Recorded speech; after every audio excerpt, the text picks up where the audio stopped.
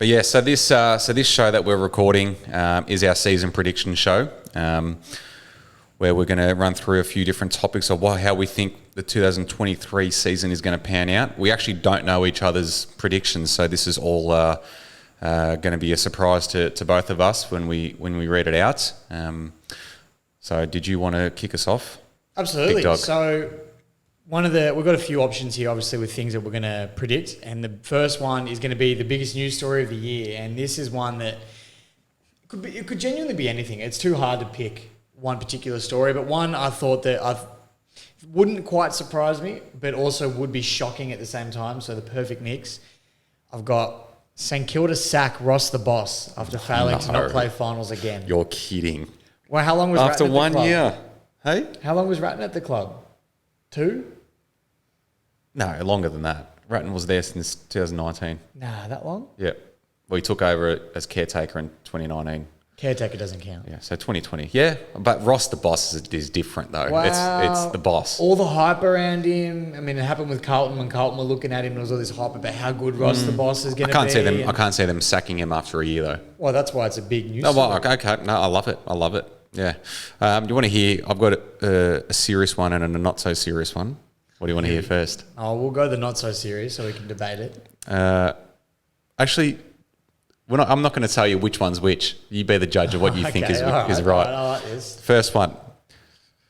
By round 10, Quinn's already going to have 10 umpire rants under his belt. As we all know, he loves an umpire bashing on this show. I do. I'm trying to ease off though because I appreciate that they have a really hard job, but the emotions tackle me the best of times. And then the other one is Collingwood to lose 10 games in a row by under a goal. I feel like the Collingwood one's the not so serious one. Yeah. It is? Yeah, I can't see that happening. But I don't know how big of a news story Quinn ranting about the umpires is. One's more in hope and the other one's, a bit more realistic. Yeah, okay. I don't mind that. Well, yeah, I think there's a good chance that, especially the way Richmond get treated by the umpires. But we're not getting into that. We're not getting into that. Not yet. Season hasn't started, mate. Exactly right. It's a long way to go. Let me just say, by the way, speaking of that, I can't support a club without the umpires coming into effect. Have you seen the LA Lakers lately? For those that know, I'm a basketball fan as well. And the Lakers have been getting absolutely shafted. Not so much in the last couple of games, but probably a couple of weeks ago, we had a string of games where we lost, all because of poor umpire decisions. To the point where the NBA actually apologised. Or the NBA's umpires or referees apologise. So that never happens in the AFL. No, never get apologies. I'm still waiting for the conclusive footage of the... oh, no. Jeez. I've opened up a can of worms here. The point against Brisbane in the elimination final. I'm still waiting, AFL. So if you're listening, show me. All right. Move on. Your biggest slider. Biggest sliders. This was a tough one. Could have been literally anybody, I guess, but apart from North and West Coast. But I've gone the Sydney Swans. Now, I'm not necessarily saying they won't play finals. However, in recent times, the team that's lost the grand final has declined quite significantly. So that is my reasoning for putting Sydney as the biggest sliders in 2023. Love it. That was almost going to be mine. For that same reason? Yeah. Heavy grand final losses never go down well with teams. They never really recover. But my biggest slider this year, and this is not a here we go cheeky dig, I just genuinely think it's Collingwood. And I know why. I think they overachieved in 2022. As great as they were, someone's got to... They finished 4th. If they finish 8th, it's still sliding, but they've still had a good year. Yeah. I still think they're going to make finals, but they're just not going to be, as good as they were last year. Side. Yeah. All right. Yeah. I don't mind that. I like the logic behind it. Yeah. The fact that there actually was logic behind it is different for you. So it's not just a biased or a hate Collingwood thing. It's just what I genuinely think. Probably a bit of that thrown in there. A bit of both. Again, it's probably more in hope. Well, there you go. Yeah. Well, this next one, the biggest riser, so the exact opposite. Pains me to say it, and the table on your side is probably going to raise a little bit when I say this, but Carlton. I've got Carlton as my biggest risers in 2023, and the fact they didn't play finals last year puts a smile on most of our faces, but was also as big of a shock as it was as anything. So for me, Carlton is definitely going to be the biggest riser for mine. Yeah, I had the exact same, and that wasn't a biased thing at all. It's just I Carlton just have to. Yeah, well, that's the thing. Yeah. You kind of have no choice. They have to, and I think we should be pushing for the top 4, and if not making it. So, it has to be Carlton. I think a lot of people would pick the Blues as their biggest riser. I don't mind that. I don't mind Yeah. that. Well, the next one, breakout player. Some people say when you make a mistake, you should own up to it and move on. But I'm doubling down on my mistake from a couple of seasons ago. And Oleg Markov is going to be the breakout player of 2023. It's his third club. Similar to Carlton being the biggest riser. He just has to be. So much potential. And I'm looking at him over there on the Richmond's 2017 list in the frame in the background. I'm thinking, what could have been? Is he going to play though? Well, I don't know. So he is. He's going to be a breakout player. He's going to play. But breakout player means like not just making the team, but like elevating themselves as a pretty high level AFL player. Big call. One of Collingwood's gun halfbacks injured long term, 3/4 of the season. Markov steps in, takes that spot, claims it. Okay, no, go for it. It's your breakout Doubling player. down on my mistake. Yeah, okay. Well, No, it was a mistake then. Yeah. It won't be now. we'll see. We've got this. It's all recorded. And there's a few mates of mine, I know who you are, and you know who you are as well, that gave me a lot of flack for that. But Oleg Markov, I'm doing it again, and we'll see. We'll chat at the end of 2023 and see how I went. Well, let's see if you double down on your wooden spoon a bit later as well. My breakout player, it's going to be Cam Rayner from Brisbane. I think he's been bubbling, and his potential is massive. He's had injuries, but his second half of 2022 was really strong, and I think he's going to have that breakout season where he's going to be an All-Australian and in Brownlow contention. He's a similar player to Petrarca in that he's just a bull. He's explosive and can kick a bag of goals as well. So I think Cam Rayner for mine is going to be the breakout player of the year. I don't mind that. You're probably lucky he had a couple of injuries for him to fall into that category of becoming a breakout player, because he should already be that. Yeah, he should. Yeah, he should already be that. So but, I don't mind that shout from you at all, saying that. Well, that's why I've compared him to Petrarca as well, because he took a few years because his body let him down as well. Exactly, and right. they're very similar in the way they play. So Yeah, no, and he's very exciting, Cam Rayner, so it'd be good to see. Yep. Rising star. Rising star. I really don't know much about this year's draftees, which probably isn't the best. I should be probably a bit more onto it than that. Just don't care. Doing a football podcast. Well, we didn't really have much impact in the draft this year in Richmond, so I wasn't too over it. But Will Ashcroft would have been the obvious one, but I've gone a little bit left of field, or not left of field. He's still a top 10 draft pick, but I've gone Harry Sheezel. Oh, yep, the Shees. The Shees. So I don't mind him. He's got a bit of history behind him. He's going to be the first Jewish player to play the game, which is huge for the community. And I just think that, I don't know, he's got so much potential. I've watched his highlights. I watched a bit of him at TAC level and all that, and he looks like he can really break out and be a gun. So Harry Sheezel for mine. That's a good call, actually. Apparently he's been ripping up the pre-season. So. And I've heard that too, which is also part of my process. Yes. My rising star is the obvious one, Will Ashcroft. Hard to go past him. The hype around him is massive, and apparently he's just he's looked like he's played for years. That's what the noise is coming out of Brisbane. He's going to play every game straight into their midfield, and similar to what a Nick Dacos or a Sam Walsh has done in their first year, I think. He's just going to be one of them, and it'd be hard to beat, I think, this year. Yeah, no, that's... So I've gone 2 Brisbane players in a row, I've just noticed. But geez, I think I can see a trend coming here. Yes. Coleman medal. Speaking of doubling down, I'm doubling down again. And this could be biased, but I don't think it is. I've gone with Daddy Tom Lynch. Big Lynchy. And I'm going purely off form. And last year, he was second in the Coleman medal race. He played 19 games, and I think he came second by only a handful of goals. And he averaged the most contested marks in the comp, and I think he averaged the most goals as well.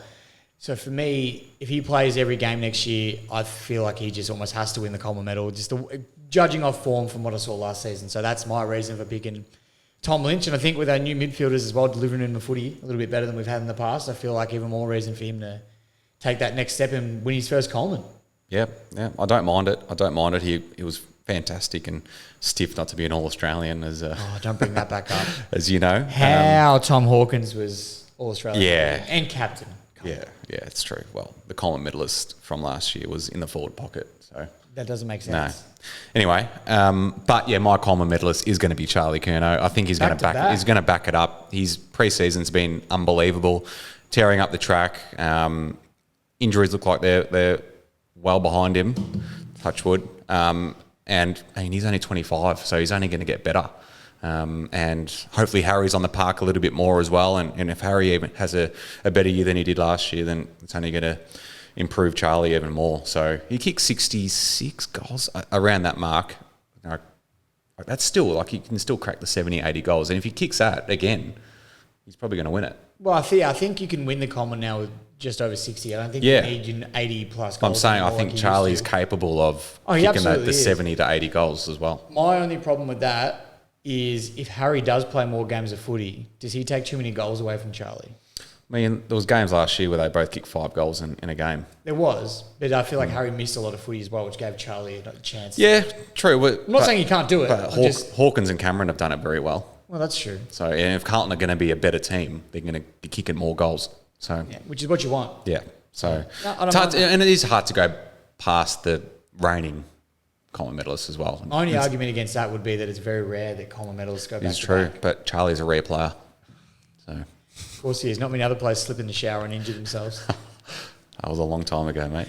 Let's move on. We'll move on to the Brownlow medalist, and I may have gone with him before, but it's my man from the Gold Coast Suns who is looking as jacked as ever. What? What's that look? Huh? What's that look? I've got the same. You got the same? You got the same? Yeah. Now, you can't go past him. He's just looking absolutely shredded at the moment, and I'm loving what I'm seeing from him on the track. He was stiff, not to probably pole higher in the last couple of seasons, and I feel like he's been building, and it's only a matter of time before he wins one, and I reckon it's 2023. Yep. Love it. Love it. I mean, it was the same, and Gold Coast, we think, are going to improve. I mean, we've been saying this for a long time, but we think Gold Coast, they should be playing finals next year. And if they do, they're going to be winning more games, and Tuki's going to get more votes. I just realised I never actually said Tuke Miller. I was talking about the Jack guy from Gold Coast, which could have been a few blokes, but yes, it's Tuke Miller for those that didn't click on. Well, who else from Gold Coast really going to... Brendan Ellis is a good shot. For the Brownlow? Yeah. Bit of Richmond bias there. Yeah, I think it was obvious that it was Tuke, but... I think if he tied with Cripps last year, it would have been like the People's Brownlow. Like, I think everyone, as happy as everyone was for Cripps winning it, I think it would have been nice to see him tie it because Tuke just had a fantastic. And he's such a he's a likable guy. Yeah, absolute lovable character. So everyone would have loved Tuke to win it. So that's why I've gone with him to win it this year. I think it'd be amazing, especially for the Suns as well. They need something like that, don't they? Yeah. Especially if they don't play finals, they'll need something like that. Just a lifter. So your wooden spoon. I haven't gone Collingwood again. Damn it. Which, it was a bit of a rise last year. I didn't genuinely believe they'd finish last. I hope they did. I didn't genuinely believe it. But this one may seem a little bit targeted. But I've gone the Bombers. Which I know is going to be a very unpopular opinion. And it's not... We're going to have some death threats after this. I just feel I can't see them going up at the moment. And... Dyson Heppel's just stepped down as captain, which he's still young. It's not like he's at that age where it's time to hand it over. Like, he's still got football left in him. And I just feel like there's a bit going on with inside the 4 walls. I don't know a lot of it, and maybe it is a little bit. I wouldn't mind seeing Essendon bottom of the ladder, but yeah, it's a bit out there, a bit left of field. But for me, I've gone the Bombers. I mean, it's not as out there as you think. Like, I think they will be struggling this year. But I don't know, I think just saying Essendon to win the wooden spoon, it's almost like... Rolls off the tongue. Not that, it's just like, that... No, it doesn't happen often. So it's like, it's a tough one. It's a rarity. Yeah. It's a rarity. Like, they've always been like a bit average. I mean, they play, but like, when they're average, they're real average. But they never bottomed out. Yeah, they never finish on the bottom. No, so it would be different. Yeah. But I mean, can it really be North and West Coast again and again? Like, no. I think that's why I've gone them as well. Because they're another bottom team, another sort. We'll slide them in. Yeah, I've gone with the Hawks. Ooh. Yeah, I think they've gone very, very young. They've really stripped it back, which is it's going to suit them well in the long term. But I think there's going to be a lot of short term pain at the moment. You look at their list; they've barely got any experience. They traded it all out. Yeah. So you're right. They've lost Tom Mitchell. They've lost Jaeger. Yeah. Sicily's all that's left. The new captain. Sicily's the new captain. Yeah. Which I don't mind. I like that. I thought that was probably the only option. Yeah. I'm not saying they're not going in the right direction. I just think there's just going to be a bit of pain ahead. Yeah, I actually don't mind that choice there. Because now the more I think about it, the more I agree. You can't. You've said the Bombers. Oh, I'm sticking with the Bombers. Okay. But the more I can tend to agree with you. Yeah. Or without changing my own decision. Yeah. Of course. So, the big two. The runners-up and the Premier. The grand finalists. Yeah, which is obviously a tough one. Well, do you want to name your two and then tell us which who's going to be the runner-up and who's going to win it? So I was, when writing this list, going through some footage and photos and doing some stuff for Tiger Den. Oh, no. And the more and more I saw about Richmond, the more I put Richmond in this list of top 2. But I thought to avoid the bias stigma, I took them out of the equation. But I have written them down, but I've taken them out of the equation now. I'm not listing them. If you genuinely think it. Well, I genuinely think we're a chance. I mean, with our lists and everything like that. But I've gone with other options that I have reasons behind them as well. So I've gone Brisbane and Melbourne. Now, would you like to know which is which? Yes. What do you want to guess? Without looking at my screen. I reckon you've gone Melbourne as the premiers. Correct. Correctamundo. And here's my reasons. I think Brisbane have to make a grand final this year. They've been too close for too long, and if they don't, it's just at what point that you can't stay that good for that long. I feel. So I just feel like they've picked up big as well. They have. So I feel like they're bound to take that next step and finally make a grand final, which they're well overdue to do. And Melbourne, it just has that. Again, bringing it back to Richmond, but it has that feel where they won Richmond won the flag in 17, lost the prelim in 18, came back really strong in 19 and won the flag again. And I just feel like that's sort of Melbourne at the moment. I mean, they won it in 2020 or 2021, sorry. Last year, prelim, they made it to. No, straight sets. Sorry. But they did have a good season. They had a really good season. Didn't quite get to a prelim, but yeah, went out in straight sets. I feel like they're going to bounce back strong this year, and it's a bit that similar story. Yep. So they've got Brody Grundy. Yeah, they've got maybe not at the moment, but at one point, the 2 best ruckmen in the comp. 2 best ruckmen of the last 10 years in their team. Yeah, Brody Grundy and Max Gawn. So that's huge, and I just feel like their players are only getting better. And similar to what you were saying about Charlie Kerner before, they're young as well. Like, think about their core. Like, Petrarca, he's my age, 26, 27. Like, that's still young. He's got 5-6 years left in him. Yep. So plenty of football ahead for the Ds, and I just reckon, yeah, they're a great chance. Funny, because I've gone to the same 2. Oh, have you? Yeah. Same order? Yeah. Oh, there you go. Great minds think alike. It's like we've copied each other. We're made for this show, aren't we? Jeez. Oh, it makes sense. So I've gone, obviously Melbourne to win it, Brisbane to be runners-up. I think, their team's stacked now. There's no excuses there. They need to make a grand final, if not win it. And I think the Ds, on their day, are the best team in the competition. They dropped off a lot last year, and Geelong, they dropped off when Geelong got really good, and they were just no match for them. So, but I think this year, with the addition of Grundy, I think they're going to be primed for it. Do you think it's interesting neither of us had Geelong in our top 2? I do think Geelong are going to drop a little bit. Honestly, do. Yeah. I still think they're going to be up there, but I don't think they're going to win it. Top 4? Pushing for it, I think. So I think they'll hover around the 4 or 5? I reckon maybe 5th or 6th. Oh wow! Right. Yeah. I don't know. I just don't feel like that was a dynasty kind of team. No, it definitely didn't feel like it. I think with their age as well, they're it doesn't getting feel older. like it's going to be a dynasty type thing. But I know age isn't the issue, but they are getting, they're pushing mid-30s for a lot of those players. It's always an interesting conversation when talking about the team that just won the grand final, especially in the fashion that they did. And it's easy to just say, yeah, well, they'll win it again. But it doesn't happen often back-to-back. No, it's very hard to go back-to-back. Very hard. As you know. Well, you did it. But, we did it. So it wasn't that hard. You didn't do it the first time. No. So I do understand how hard it is. But also, you're right, their list is aging a little bit. And I feel like as great as Geelong were last year, and I'm not taking anything away, like no one was beating them in that grand final. I don't care who played them that day. No one was going to beat Geelong on that particular day. But there were games that they could have easily lost against sides that they probably shouldn't have been that close to throughout the year. So I just think they are vulnerable at the right time. And I think, come to September and all that, I can tend to agree with the decision there. So. Yeah, I just think the premiership last year for Geelong was a build-up of many years. Yeah, they were overdue. So it was like it wasn't really the start of something. It's more like that was the end of something. Yeah. That's what I get. I was actually surprised more players didn't retire. I know Selwood obviously did, but I expected Hawkins to probably finish up on a flag. I mean, that's the dream way to go. Yeah. I mean, they've obviously got a lot of belief they can do it again. Hence why I presume a lot of them have hung around. But, it's going to be interesting to see. It's going to be interesting to see I've got them finishing top 4, but not looking dangerous to win the flag. I know that's a weird combination because most teams that finish top 4 are always a chance. But well, while we're on it, a bit of an impromptu one. What's your top 4?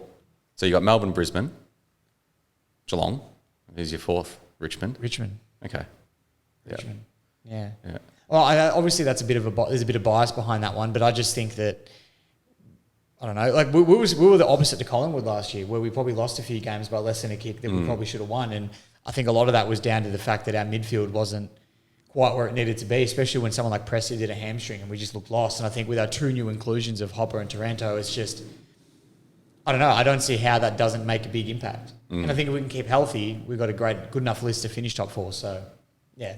Yep. But there's a tough one because for me, as much as I hate to say it, Carlton are a chance to be up there. Collingwood are a chance to be in that top 4. There's so many teams that I could easily put in. I have no argument to take them out. Yeah. But I think maybe the little bit of bias has taken over on putting Richmond in. Well, that's what we love, though. That's how even it is. There's so many teams that can actually finish in that top 4 this year. What's the thing? When you said before, Gold Coast have to make finals this year, and yeah, they kind of do. But at the same time, if they don't, you can't knock them for it because of how many teams are that good. Yeah. When we haven't even mentioned Freo yet. Yeah. And how good were they last year at the right time? And they've got Luke Jackson now. I don't know if you're going to ask me what my top 4 is, but I was going to. I had Freo in there. Well, I was going to, so go ahead. Yeah, well, Melbourne, Brisbane, Freo, and the Blues. There you go. See, there's our bias slipping in. I just think we're capable of it. No, but that's what, like I was saying. I could see. I've got no argument to why they couldn't make top 4, and we've seen teams jump from a lot lower on the ladder. To making top 4 the next season. No one expected Collingwood to last year. Well, and there's always a team that jumps into the top 4, and there's always a team that really slides out of the top 4. Exactly right. So, and we saw, like you said, Collingwood do it last year. Yeah. I mean, we did it. I know that. In 2017, we jumped into the top 4. Shouldn't have been there, most like probably. Yeah. Blues should have been there last year with the way you guys started. We were in the it season. most of the year. Yeah. So it's weird that you guys didn't make it, but not to bring up those memories for Yes, you. But please don't. I like you said, I have no argument for why they couldn't be top 4. I just couldn't find enough arguments to keep Richmond out.